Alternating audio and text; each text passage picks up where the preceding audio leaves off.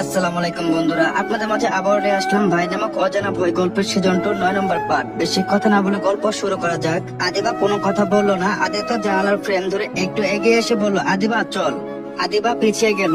কোথায় যাব? এখন তো অনেক রাত। রাত দিন ভেবে কি হবে? ভোর যখন করেছি পাচ্ছি তো করতেই হবে। চল আমার সাথে। সাথে সাথে আদিবা উত্তর দিল, এত রাতে আমি বাইরে যাব না আদি ভাই, আব্বু জানলে তো রক্ষা থাকবে না। কথাটা বলতে আদিত্য ঝড়ের বেগে আদিবার ঘরে ঢুকে আদিবার হাত চেপে ধরলো। আদিবা আতঙ্কিত হয়ে বলল, কি করছো? ছাড়ো আমাকে। আদিত্য কোনো কথা না বলে আদিবাকে টেনে জানালার দিকে নিয়ে গেল। আদিবা কান্না ভেজা কণ্ঠে অনুনয় করলো, প্লিজ আমার কথাটা বোঝার চেষ্টা করো, এত রাতে আমি বাইরে যাব না, আমার খুব ভয় করছে। আদিত্য দাদা দাঁত চেপে নিচু স্বরে বলল, একদম চুপ, আর একটা কথা বললে তোর মুখ চেপে ধরবো। আমার সাথে আসবি বেশ। তার চোখে এক বিচিত্র আকাঙ্ক্ষা আর জেদ। সে আদিবার হাতটা আরো শক্ত করে ধরে সামনের দিকে এগোতে লাগলো। শহরের কোলাহল থেকে অনেক দূরে নির্জন এক পুরোনো দালালের সামনে আদিত্যের গাড়িটা থামলো। আদিবা ভয়ে আকৃষ্ট হয়ে আছে। তার মনে হচ্ছে যে কোনো এক গোলক ধাঁধায় ঢুকে পড়েছে। দালানের ভেতরে একটি ঘরে টিমে আলো জ্বলছে। সেখানে আগে থেকে অপেক্ষা করছিল আদিত্যের ঘনিষ্ঠ বন্ধু রিত। আরো দুজন বন্ধু, এদের সবাইকে আদিবা চেনে। ঘরের মাঝখানে একটু নিচু কাঠের টেবিল, তার উপর রাখা কিছু পুরনো কাগজ আর একটি কলমদান। আদিত্য আদিবার হাত শক্ত করে ধরে তাকে সেই ঘরের ভিতরে নিয়ে গেল। রিত এবং অন্য বন্ধুদের চোখে মুখে এক অদ্ভুত গাম্ভীর্য। সেখানে একটা সাদা পোশাক পরা বয়স্ক ব্যক্তি বসে আছেন। তার পরিচয় আদিবার কাছে স্পষ্ট নয়।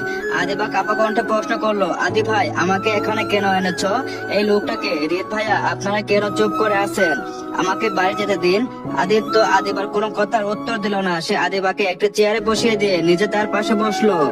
রিত নিচু স্বরে আদিত্যকে বলল, সব তোরে, সাক্ষী হিসেবে আমরা আছি।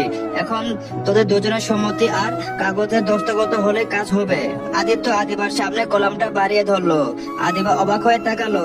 আদিত্য কঠোর কণ্ঠে বলল, এই কাগজে সই করো আদিবা। এখন নয়। আদিবা পিছিয়ে গিয়ে বলল, এটা কিসের কাগজ? আমি সই করব না। তুমি কিসের কাগজে সই দিতে যাচ্ছ? আদিত্য বাঁকা হেসে বলল, তোকে বেঁচে দেবো। এটা তারও যুক্তিবদ্ধ, তাড়াতাড়ি সই কর। আদিবা কোনো উত্তর না দিয়ে আদির দিকে তাকিয়ে রইলো। আরে ইডিয়েট, এভাবে তাকিয়ে আছিস কেন? তুই আজ যেভাবে সবার সামনে আমাকে অপরাধী বানিয়েছিস, আমার বাবা কখন আমাকে বাদ দিয়ে তোকে তোর সব সম্পত্তি লিখে দিবে তার কোনো গ্যারান্টি নেই। তাই আমি আগেই তোর থেকে সই করে এনেছি, যাতে পরবর্তী তুই সম্পত্তির উপর কোনো অধিকার দেখাতে না পারিস। নাকি তুই একা সব সম্পত্তি ভোগ করতে চাস? আদির কথায় আদিবার আত্মসম্মানে লাগলো। সে চোখে জল মুছে বলল, তোমার সম্পত্তির উপর আমার বিন্দুমাত্র লোভ নেই। কোথায় সই করতে হবে বলো, আমি সই করে দিচ্ছি। আদি দেখিয়ে দিল। আদিবার যন্ত্রচালিত বোতলের মতো কলম ধরলো। তার হাত কাঁপছে। সে কাগজে নিজের নামটা সই করে দিল। এরপর আদিত্য নিজেও সেখানে সই করলো। বয়স্ক ব্যক্তিটি নিচু স্বরে কিছু দোয়া বললেন এবং আদিত্যের মাথায় হাত রেখে আশীর্বাদ করলেন। তারপর বয়স্ক ব্যক্তিটি আদিবার দিকে তাকিয়ে শান্ত কণ্ঠে জিজ্ঞাসা করলেন, মা তুমি কি স্বেচ্ছায় আদিত্যের সব কথা মেনে নিচ্ছ? আদিবা ধীর কণ্ঠে বলল, জি নিচ্ছি। ব্যক্তিটি এবার গম্ভীর হয়ে বললেন, তাহলে বললো আল্লাহ কালামকে সাক্ষী রেখে তুমি আদিত্যকে কবুল করছো? মুহূর্তে আদিবার রক্ত হিম হয়ে গেল। সে অবাক হয়ে আদিত্যের দিকে তাকালো। তার চোখ ছানা ভরা। কবুল বলতে হবে? কবুল কেন বলবো? আদিত্য হুট করে ধমকে উঠলো। বলছে বলছে বল, অথবা এত কথা বাড়াস কেন? আদিত্যের গর্জনে আদিবা ভয়ে সিটিয়ে গেল। বয়স্ক লোকটি এবার আদিত্যকে থামিয়ে দিয়ে বললেন, দাঁড়াও আদিত্য, তুমি যেভাবে বলছো আমি সেভাবে সব করার চেষ্টা করছি, কিন্তু এই ব্যাপারে তুমি ওকে জোর করতে পারবে না। মা তোমার মনে যদি বিন্দু মাত্র আপত্তি থাকে তবে নির্দ্বিধায় বলো, আমি তোমাকে জোর করব না। আদিত্য আদিবার চোখের দিকে তাকিয়ে ফিস ফিস করে বলল, আমার জন্য সামান্য কবুল বলতে পারবি না আদিবা? আদিবা আমতা আমতা করে বলল, পারবো। আমি বলিনি যে বলবো না, কিন্তু এভাবে। আদিত্য তাকে থামিয়ে দিয়ে চেঁচিয়ে উঠলো, তাহলে হুজুর যা বলছেন বলে দে, এত নাটক করছিস কেন? শোন আদিবা, হুজুর তোকে জোর না করলো আমি করছি। তুই যদি এখন আমার কথা না শুনিস তবে এখান থেকে বেরিয়ে তোকে জ্যান্ত কবর দিয়ে দেব। আদিত্যের উন্মাদনা দেখে আদিবা কাঁপতে লাগলো। আদিত্যের ঘনিষ্ঠ বন্ধু রিত এবার এগিয়ে এলো। সে আদিবার মাথায় হাত রেখে নরম সুরে বলল, আদিবা আমি তোমার বড় ভাইয়ের মতো, আমি কখনো তোমার খারাপ চাইনি, আজও চাইছি না। বিশ্বাস করো এখন যা হচ্ছে সব তোমার মঙ্গলের জন্যই হচ্ছে। এটা এক ধরনের সুরক্ষা মাত্র। প্লিজ হুজুর যা বলছেন বলে দাও। আদিবা এবার সবার মুখের দিকে তাকালো। তার পালানোর কোনো পথ নেই। সে ধরা গলায় বলল, আমি তো বলিনি আমার কোনো আপত্তি আছে। আমার কোনো আপত্তি নেই, আমি কবুল করছি। হুজুর বললেন, আবার বলো মা, পরপর 3 বার বলো। আদিবা কাপা ঠোঁটে 3 বার অমুক শব্দটি উচ্চারণ করলো, কবুল কবুল কবুল। পুরো ঘরটিতে এক অদ্ভুত নীরবতা নেমে এলো। গেল। রিয়াদ আদির দিকে এক অর্থপূর্ণ দৃষ্টি তাকালো। অভিনন্দন আদিত্য, আর তোর দীর্ঘদিনের এক জেদ পূর্ণ হলো। যাই হোক, অনেক রাত হয়েছে, এখন আদিবাকে বাড়ি পৌঁছে দে, কাল সকালে পৌঁছেতে সামলাতে হবে। আদিত্য পকেট থেকে একটা ছোট সোনার আংটি বের করলো, কিন্তু সে এটা আদিবার আঙ্গুলে পরালো না, বরং এটা সুতোর সাহায্যে আদিবার গলায় ঝুলিয়ে দিয়ে বলে উঠলো, এখন এটা তোর গলায় থাক। যেদিন সময় আসবে সেদিন এটা নিজের জায়গা খুঁজে নেবে। আজ থেকে তুই আমার আমানত। আদিবা পাথরের মতো নিথর হয়ে বসে রইলো। সে বুঝতে পারছে না সে কোনো আইনে চুক্তিতে সই করেছে নাকি অন্য কিছুতে। শুধু এইটুকু বুঝলে যে মাঝরাতে এই গোপন মজলিসে আদিত্য তার বন্ধুর উপস্থিতিতে তাকে এক দুর্ভেদ্য শিকলে বেঁধে ফেলেছে। গাড়িতে ফেরার সময় আদিবা জানালার দিকে তাকিয়ে রইলো। তার গলায় ঝুলে থাকা আংটিটা বারংবার তার হৃৎপিণ্ডে আঘাত করছে। সে ভাবলো এটা হয়তো আদিত্যের কোনো নতুন মানসিক অত্যাচার। সে ঘুণাক্ষরে বুঝতে পারলো না যে এই নিবিত রাতকে সাক্ষী রেখে আদিত্য তাকে নিজের শরীরসম্মত অর্ধাঙ্গিনী করে নিয়েছে। ডিসেম্বর মাসের গভীর রাত, রাতের নিস্তব্ধতা আদিবার মনে ভয়কে আরো বাড়িয়ে তুলছে। আদিবা আদিত্যের পাশাপাশি হাঁটতে হাঁটতে ধীর সুরে বলল, আদিত্য ভাই, একটা কথা জিজ্ঞাসা করব? আদিত্য কোনো উত্তর না দিয়ে গাড়ির দরজা খুলে দিল। গাড়ি স্টার্ট দেওয়ার শব্দে আদিবা একবার শিউরে উঠলো। সে পাশে বসা আদিত্যের দিকে আর চড়ে তাকালো। আদিত্যের চোয়াল শক্ত হয়ে আছে। সে এক মনে সামনের রাস্তার দিকে তাকিয়ে আছে। আদিবা শেষ মিনিট নিজের কৌতূহল আর ভয় দমিয়ে রাখতে পারলো না। অত্যন্ত ক্ষীণ সুরে জিজ্ঞাসা করলো, একটা কথা জিজ্ঞাসা করব? আদিত্য এবারে কোনো উত্তর দিল না। আদিবা একটু সাহস সঞ্চয় করে আবার বলল, তুমি কি আমায় বিয়ে করেছো? হুজুর কেন আমাকে কবুল বলতে বললেন? আদিত্য হুট করে ব্রেক কষলো। গাড়ির ভিতরে এক ভয়ানক নীরবতা। আদিত্য আদিবার দিকে না তাকিয়ে শীতল গলায় বলল, আমি কেন তোকে বিয়ে করতে যাব? মাথায় ঠিক আছে তোর? তাহলে ওটা কিসের কাগজ ছিল? ওই হুজুর কেন দোয়া পড়লেন? আশ্চর্য কথা বলছিস। তোর কি বিয়ের বয়স হয়েছে যে তোকে বিয়ে করব?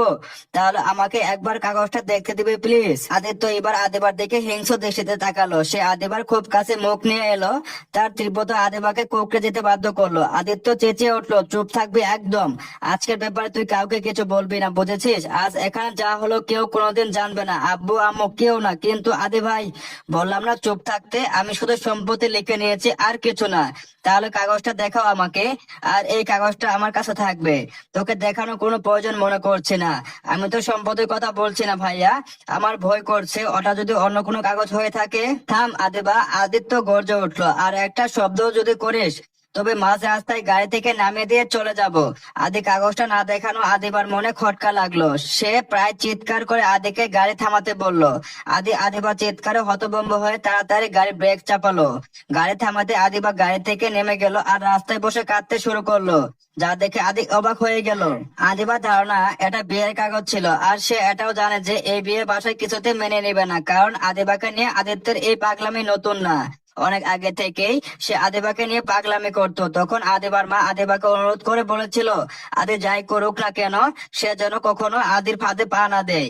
তিনি কড়া ভাষায় জানিয়ে দিয়েছিলেন, আদিবা যদি কখনো আদিত্যের সাথে ঘনিষ্ঠ হওয়ার চেষ্টা করে তাহলে তিনি বাসা ছেড়ে চলে যাবেন। সেই ভয়ে আদিবা গত রাতে এত বড় একটা ঘটনা কাউকে বলতে পারেনি। কিন্তু আদি এখন কাউকে কিছু না জানিয়ে তাকে বিয়ে করে নিয়েছে, এমনকি আদিবাকে বোঝার সুযোগ দেয়নি। এই বিয়ের কথা জানাজানি হলে বাসায় তুলকালাম শুরু হয়ে যাবে। ভাবতে চোখ বেয়ে জল জড়তে লাগলো।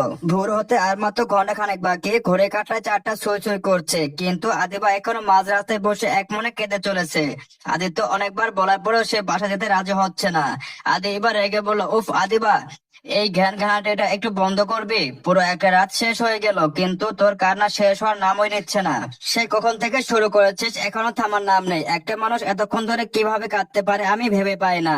তো তুমি এমন করবে জানলে আমি কিছুতেই বাইরে আসতাম না। ফর ইউ কাইন্ড ইনফরমেশন, তুই আসিসনি, আমি জোর করে তোকে নিয়ে এসেছি। তুমি এমন কেন করলে আদি ভাই? আবার ভাই বলিস? আমি তোর ভাই না, কোনোদিন ছিলামও না, আর এখন তো আরো নাই। আমি তোর কে হই সেটা কি এখনো বুঝিসনি? যাই হোক, যা হবার তো হয়ে গেছে, সবটা মেনে নে। আদিত্য আর আদিবার কথার মাঝে আদিত্যের ঘনিষ্ঠ বন্ধু রিত এগিয়ে এলো। সে আদিবার পাশে দাঁড়িয়ে শান্ত গলায় বলল, শোন আদিবা, তোমার মানতে ইচ্ছে না হলে মানতে হবে, কিন্তু গতকাল রাতে যা ঘটেছিল তার একটা সমাধান হওয়া জরুরি ছিল। তাই আমি আর আদি মিলে এই সিদ্ধান্তটা নিয়েছি। এখন যদি তোমার এটা পছন্দ না হয় তবে পুরো বিষয়টাকে একটা দুঃস্বপ্ন ভেবে ভুলে যাও। তবু এখন বাসায় যাও। এভাবে রাস্তায় বসে থাকলে লোকে কি বলবে? আদিবা বলল, আপনারা আমাকে এভাবে ঠকাতে পারলেন রিত ভাইয়া? চলবে তো। গল্পটা কেমন লাগলো অবশ্যই জানাবেন। আর হ্যাঁ, পরবর্তী পার্টটা সবার আগে পাওয়ার জন্য অবশ্যই যারা সাবস্ক্রাইব করেন অবশ্যই সাবস্ক্রাইব করে দেবেন। সবাইকে ধন্যবাদ।